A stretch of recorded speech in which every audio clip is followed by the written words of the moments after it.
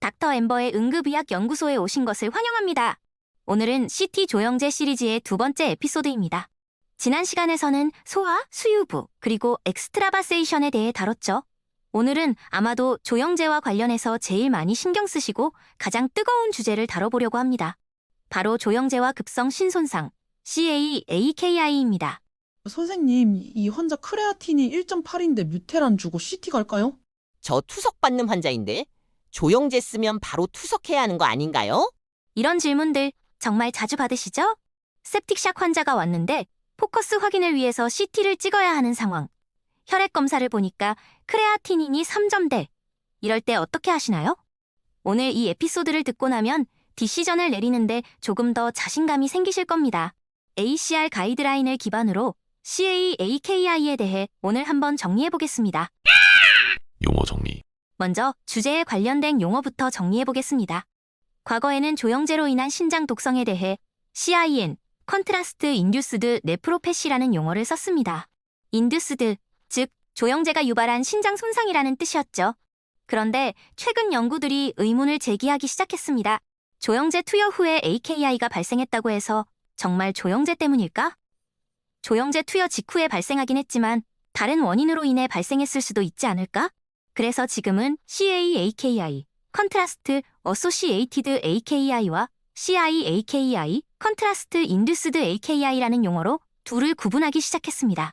CA-AKI는 조영제와 AKI 사이에 시간적 연관성은 있지만 인과관계는 확실치 않은 상황이고 CI-AKI는 조영제로 인한 인과관계가 확인된 상황을 뜻하는 것이죠. 이 용어 변화 자체가 중요한 패러다임 전환을 의미하는데요. 이 둘을 구분하지 않았던 과거의 연구상에서는 조영제가 신장을 망가뜨릴 리스크가 과장되었을 수 있었기에 CA-AKI와 CI-AKI를 구분하여 확인하는 것이 조영제의 진정한 신장 독성을 평가할 수 있는 방법이라는 것입니다. 그럼 지금부터 CA-AKI에 대해 구체적으로 살펴보도록 하겠습니다. CA-AKI. CA-AKI는 어떻게 진단할까요? 진단 크라이테리아는 KDIGO의 AKI 진단 크라이테리아를 사용합니다. 조영제 투여 후 48시간 이내에 다음 중 하나를 만족하는 경우 CA-AKI를 진단할 수 있는데요. 첫째, 혈청 크레아티닌이 0.3 이상 증가하거나 둘째, 혈청 크레아티닌이 50% 이상 증가하거나 이 두 가지 중 하나만 만족해도 CA-AKI로 진단할 수 있습니다. 아무래도 48시간을 기준으로 한다면 응급실 내에서 진단되기보다는 환자가 병동이나 중환자실로 올라간 후에 확인되는 경우가 많겠죠? 그리고 크레아티닌을 진단 기준으로 하는 이상 환자의 기저 상태뿐만 아니라 크레아티닌의 피지올로지 플럭추에이션도 진단이 증가하는 데 영향을 줄 것입니다. 그럼 CA-AKI가 발생한 환자의 임상적인 예후는 어떻게 될까요? 먼저 발생률은 환자의 리스크 팩터에 따라 2%에서 많게는 20%까지 다양합니다. 하지만 대개의 경우에는 증상이 없이 발생한 일시적인 크레아티닌 상승으로 시간이 지남에 따라 저절로 호전됩니다. 구체적으로는 조영제 투여 24시간 이내에 크레아티닌이 상승하기 시작하고 4일 내에 최고 수치를 찍으며 7에서 10일 내에 다시 베이스라인으로 돌아오게 되며 영구적인 신장 손상이 발생하는 경우는 흔하지 않다고 합니다. 하지만 몇몇 스터디에서는 저절로 호전되는 케이스를 포함한 CA-AKI 환자들이 대조군에 비해 병원 체류 기간 및 사망률이 더 높은 것을 확인하였습니다. 물론 위의 연구들을 CI-AKI의 환자군에 그대로 적용할 수는 없지만 아무래도 조영제가 환자에게 위해를 끼칠 수도 있다는 사실은 우리가 쉽게 조영제를 사용하기 어렵게 만듭니다. 그렇다면 우리는 어떤 상황에서 조영제 사용에 특히 더 주의를 기울여야 할까요? CI-AKI의 리스크 팩터. 여러 연구들을 통해 CI-AKI의 위험성을 높이는 팩터들이 확인되었는데요. 예상하시다시피 공통적으로 제시되는 리스크 팩터는 바로 중증의 신기능 저하입니다. 그 외에 제시되는 리스크 팩터로는 당뇨, 탈수, 심혈관 질환, 이뇨제 사용, 고령, 고혈압, 고요산증, 24시간 내 여러 차례 조영제 투여가 있습니다. 많은 분들이 중증의 신기능 저하란 얼마의 수치를 말하는 건지 궁금해하실 텐데요. 우선 가이드라인에서는 환자의 신기능의 평가를 위한 지표로 크레아티닌보다는 EGFR을 추천하고 있습니다. 이는 아무래도 크레아티닌이 환자의 성별과 근육량, 영양 상태와 나이에 영향을 받아 신기능을 부정확하게 예측할 수 있는 반면에 EGFR은 앞의 요소들을 보정하는 과정을 거쳐 계산되기 때문에 더 정확하게 신기능을 예측할 수 있기 때문입니다. 그리고 가이드라인에서는 크레아티닌이나 EGFR 수치를 토대로는 조영제 투여를 절대로 피해야 하는 절대적 컨트라인디케이션을 제시하고 있지는 않습니다. 이건 아직 CI-AKI에 대한 연구가 충분치 않은 것도 있지만 조영제 투여라는 게 항상 환자의 리스크와 베네핏 비교를 통해 진행되어야 하는 것이기에 임상적 맥락에 따라 상황이 무궁무진하기 때문입니다. 자, 그럼 이제 실전입니다.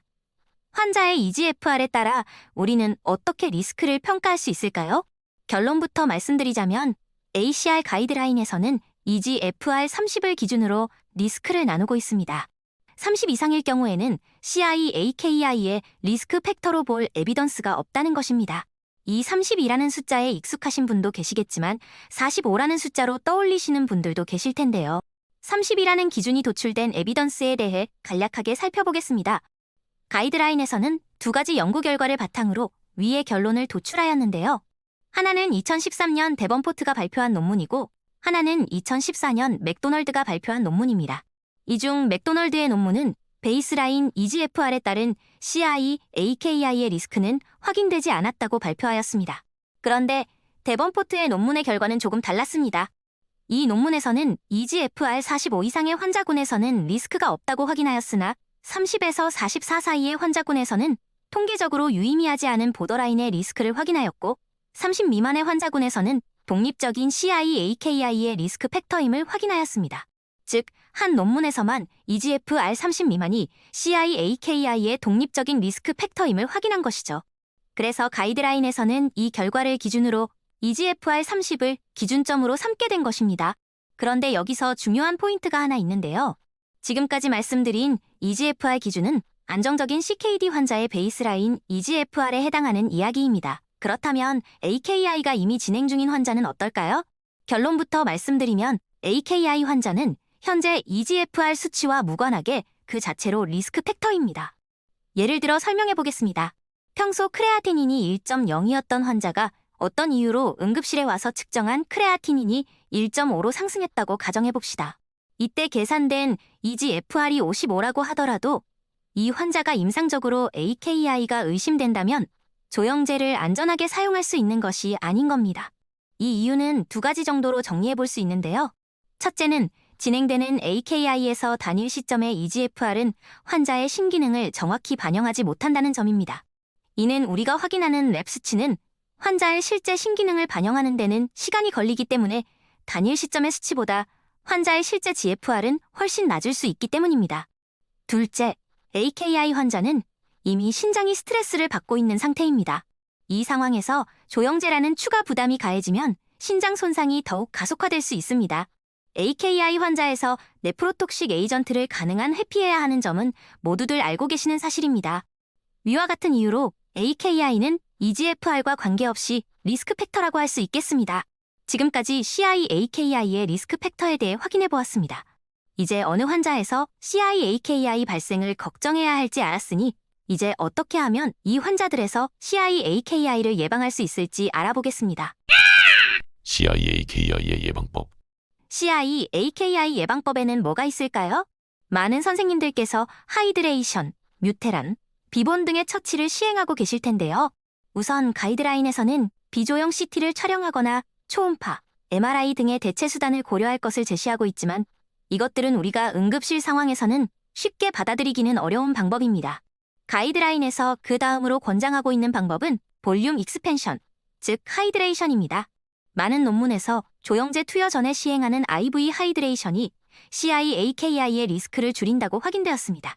가이드라인에서는 NS 같은 아이소토닉 플루이드 투여를 권장하고 있으며 아직 이상적인 투여 속도나 볼륨량은 기존 연구상 확인되지 않아 제시하고 있지는 않습니다. 단, 기존 연구를 참고하였을 때 검사 전 1시간부터 검사 후 3에서 12시간 정도의 기간 동안 500ml 정도의 일정량 또는 체중을 기준으로 1에서 3ml/kg/h를 투여하는 것을 소개하고 있습니다. 또한 소듐 바이카보네이트 투여도 볼륨 익스펜션의 효과로 인해 NS와 유사하게 예방의 효과를 기대해 볼 수 있습니다. 위와 같은 예방법은 EGFR 30 미만 환자뿐 아니라 EGFR이 30에서 44 사이인 환자 중 다수의 리스크 팩터를 가진 환자나 최근 AKI 병력이 있던 환자에서도 임상 이해 판단에 따라 시행될 수 있습니다. 이 외의 처치에 대해서는 가이드라인에서는 모두 권장하고 있지 않는데요. 우리가 많이 사용하던 에나세틸시스테인, 뮤테라는 RCT상 플라시보보다 유의미한 효과가 확인되지 않는 것으로 나타나 가이드라인에서는 레코멘드하지 않고 있습니다. 이외에도 언급하는 약물에는 만니톨, 이뇨제 등이 있는데요. 만니톨 또한 AKI 예방에 도움이 되지 않는다는 연구 결과가 있으며 퓨로세마이드 같은 이뇨제는 오히려 신부전을 악화시킨다는 결과가 확인되었습니다. 앞으로 발표되는 연구 결과에 따라 효과가 있는 것으로 밝혀진 추가적인 처치가 확인될 수도 있겠지만 현재로서는 결국 수액 투여 빼고는 다 소용없다고 생각하면 되겠습니다. 조영제 관련 특수한 상황들. 자, 이제 우리가 응급실에서 조영제 관련해서 겪는 몇 가지 특수한 상황을 다뤄보겠습니다. 첫 번째로 투석을 받는 환자가 조영제 CT를 찍을 때는 어떤 조치를 해야 할까요? 여기서 확인해야 할 핵심은 자가 소변을 얼마나 보는가입니다. 자가 소변이 전혀 없는 환자의 경우에는 이미 잔여 신기능이 없기 때문에 조영제로 인한 신장 독성 가능성에 대해서는 고려할 필요가 없습니다. 또한 가이드라인상에서는 조영제 투여만을 이유로 투석의 일정을 변경하거나 추가로 투석을 진행하지 않을 것을 권고하고 있습니다.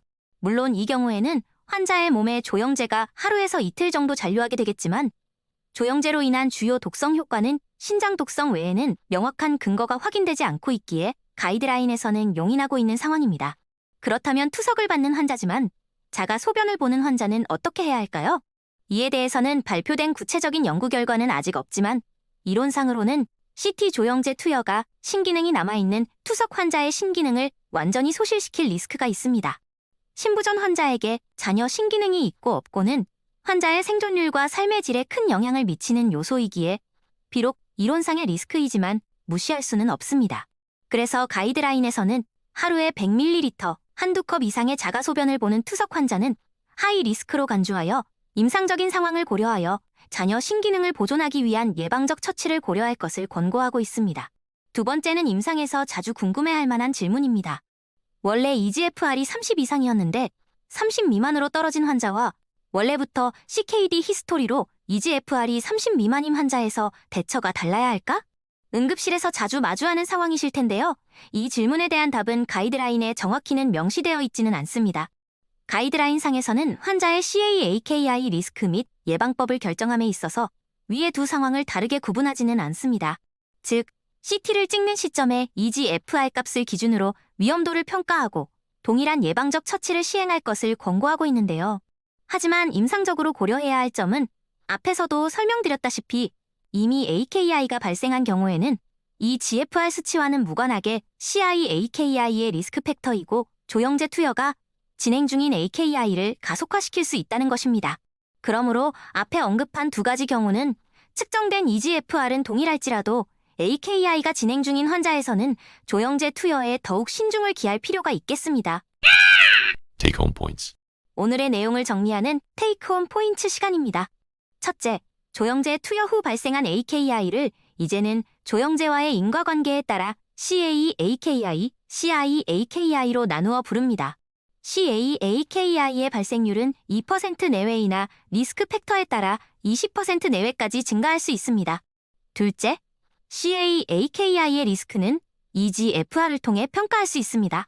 안정적인 CKD 환자에서는 EGFR 30을 기준으로 하이 리스크 그룹을 평가할 수 있으며 수치와 상관없이 AKI가 발생한 환자는 하이 리스크 그룹으로 평가해야 합니다. 셋째, CA-AKI를 예방하기 위한 방법은 하이드레이션을 통한 볼륨 익스펜션입니다. 뮤테란 등의 약물을 통한 예방은 현재까지 효과가 입증되지 않아 권고되지 않습니다.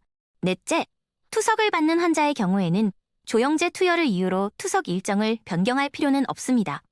단, 잔여 신기능이 남아있는 환자의 경우에는 신기능 소실의 위험이 있어 예방적 조치를 시행할 필요가 있습니다. 닥터 엠버의 응급의학연구소. 오늘 내용은 여기까지입니다. 오늘은 조영제의 신독성 CA-AKI에 대해 다뤄봤습니다.